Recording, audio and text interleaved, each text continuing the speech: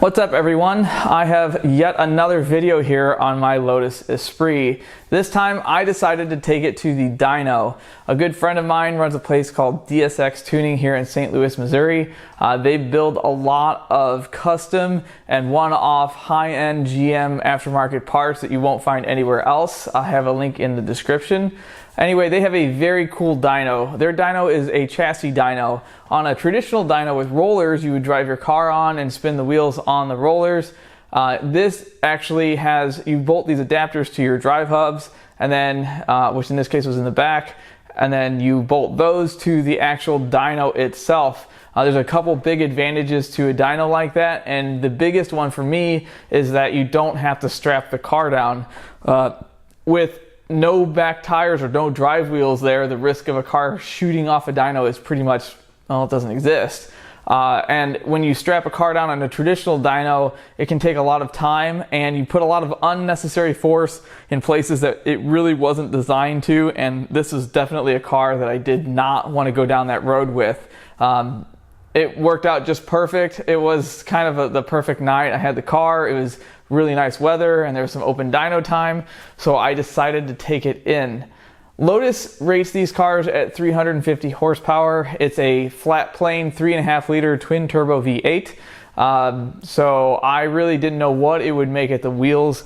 It was just kind of a curiosity killed the cat, and the situation presented itself. I filmed as much as I possibly could with this with my limited resources, so hopefully you enjoy.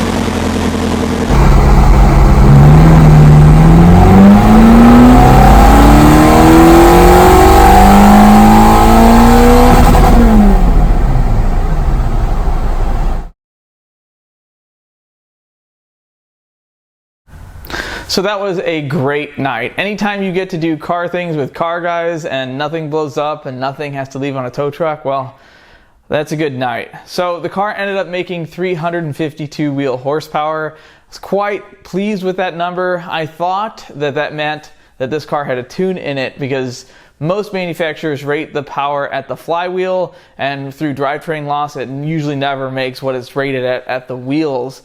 Lotus does not do that, and so my car made exactly what it was supposed to if it was stock, which it is. It has sport converters, center exit exhaust, but I don't think that makes a whole bunch of power, just a bunch of noise, which is fine with me. It's going to get even louder soon.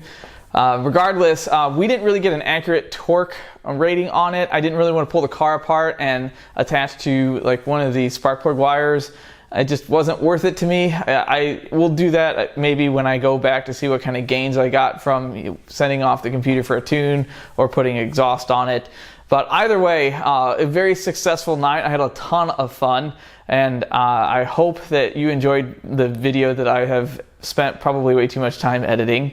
Regardless, don't forget to subscribe. I've got more videos coming soon. I got a whole round of work to do to this thing. I'm going to be putting tires and on it and having the wheels refinished, probably rebushing the back, both rear control arms, and maybe building exhaust, maybe putting dump valves on it. We'll see. Checking for a tune. We'll see. But anyway, don't forget to subscribe, and hopefully you guys had a great Memorial Day.